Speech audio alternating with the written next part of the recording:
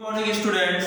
तो आज हम कक्षा 12वीं विषय राजनीति विज्ञान अध्याय 8 पर्यावरण और प्राकृतिक संसाधन पढ़ेंगे। ठीक है, तो आज की वीडियो में हम संसाधनों की भू राजनीति के बारे में पढ़ेंगे। ठीक है, संसाधनों की भू राजनीति हम आज पढ़ेंगे। तो वैश्विक राजनीति में सभी देशों के बीच मतलब विश्व की राजनीति में देखा जाए तो सभी देशों के बीच अभी है ना विश्व में प्रतिस्पर्धा का माहौल बना हुआ है, जिसमें सभी देश संसाधनों पर अधिक से अधिक वर्चस्व है ना अपना वर्चस्व कायम करना चाहते हैं। किसी भी देश को अमीर, शक्तिशाली या विकसित बनाने में संसाधनों की अहम भूमिका रहती है। ठीक है, संसाधनों की महत्वपूर्ण भूमिका रहती है। संसाधनों से जुड़ी भू राजनीति को पश्चिमी दुनिया ने ज्यादातर व्यापारिक संबंध, युद्ध तथा ताकत के संदर्भ में सोचा है, जिसका मुख्य उद्देश्य था विदेश में है ना संसाधनों की मौजूदगी तथा समुद्री नौवहन में क्या है दक्षता। तो विश्व राजनीति में भू संसाधनों की राजनीति को इस प्रकार से दर्शाया जा सकता है ना, निम्न प्रकार से दर्शाया जा सकता है, जिसमें पहला है इमारती लकड़ियां। तो किसी भी देश की नौसैनिक शक्ति इमारती लकड़ियों पर टिकी होती है। विदेशी व्यापार भी नौसैनिक शक्ति से संबंधित है। पश्चिमी देशों ने नौसैनिक शक्ति के बल पर ही एशिया, अफ्रीका तथा लैटिन अमेरिका देशों पर व्यापार के माध्यम से अपना प्रभुत्व जमाया। जहाज की सतीरों के लिए इमारती लकड़ियों की आपूर्ति 17वीं सदी के बाद के समय में यूरोपीय शक्तियों की प्राथमिकता रही है। ठीक है, दूसरा है तेल भंडार। तो 20वीं सदी में विश्व की अर्थव्यवस्था तेल पर निर्भर रही है। पेट्रोलियम का इतिहास युद्ध और संघर्षों का इतिहास रहा है। पश्चिमी एशिया में कुल तेल उत्पाद का 64% हिस्सा भी मौजूद है। तो केवल खाड़ी क्षेत्र में ही 30% तेल विद्यमान है। सऊदी अरब विश्व का सबसे बड़ा तेल उत्पादक देश है। इराक का तेल भंडार जो है दूसरे नंबर पर है। अमेरिका, यूरोप, जापान तथा चीन और भारत में इस तेल की खपत होती है।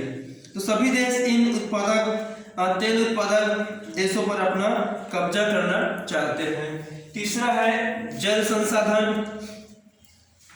तो विश्व के हर भाग में स्वच्छ जल समान मात्रा में उपलब्ध नहीं है। ठीक है ना, विश्व के देखा जाए तो हर भाग में स्वच्छ जल जो है वो समान मात्रा में नहीं पाया जाता है। इस जीवनदायी संसाधन को है ना जल संसाधन को लेकर हिंसा होने की संभावना है।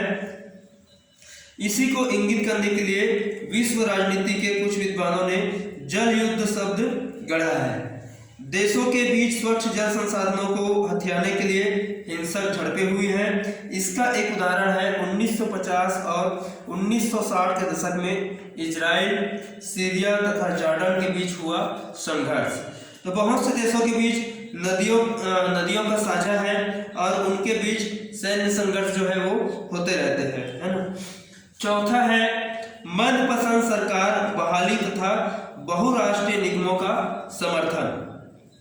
तो शीत युद्ध के दौरान उत्तरी गोलार्ध के विकसित देशों ने संसाधनों की आपूर्ति के लिए कई कदम उठाए, जिसमें संसाधन दोहन के इलाकों तथा समुद्री परिवहन मार्गों पर सेना की तैनाती, है ना, महत्वपूर्ण संसाधनों का भंडारण, संसाधनों के उत्पादक देशों में मनपसंद सरकारों की स्थापना तथा बहुराष्ट्रीय निगमों और अपने हित साधक अंतरराष्ट्रीय समझौतों को समर्थन देना इसमें शामिल है ना। तो ये है संसाधनों की भू राजनीति के महत्वपूर्ण तत्व है। अब हम आगे पढ़ेंगे मूलवासी और उनके अधिकारों के बारे में। तो सबसे पहले हम जान लेते हैं मूलवासी का अर्थ, है ना, मूलवासी किसे कहते हैं। तो सन 1982 में संयुक्त राष्ट्र संघ ने मूलवासी को पहली बार परिभाषित किया। इस परिभाषा के अनुसार मूलवासी ऐसे लोगों के वंशज हैं जो किसी देश में काफी लंबे समय से रहते चले आ रहे थे, है ना। फिर किसी दूसरी संस्कृति के लोग उस देश में आए और इन लोगों को अपने अधीन कर लिया। कालांतर में ये लोग जंगलों या पहाड़ी क्षेत्रों में जा बसे। आज भी वे लोग बाद में आने वाली संस्कृति तथा वर्तमान संस्थाओं के अनुरूप जीवन व्यतीत करने की बजाय अपनी संस्कृति, अपनी परंपराओं, अपने रीति रिवाज तथा अपने विशिष्ट सामाजिक आर्थिक जीवन शैली को अपनाए हुए हैं। जंगलों या पर्वतीय क्षेत्रों में धकेले गए इन मूलवासियों ने अपनी भाषा, संस्कृति तथा और रीति रिवाजों को बनाए रखा।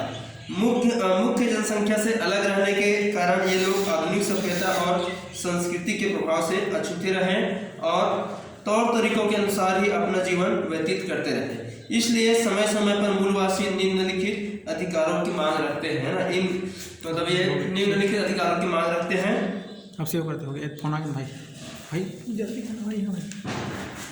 थैंक यू बोलिए, थैंक यू बोलिए। तो ठीक है स्टूडेंट्स, आगे का अध्याय हम आपको नेक्स्ट वीडियो में पढ़ाएंगे। Thank you.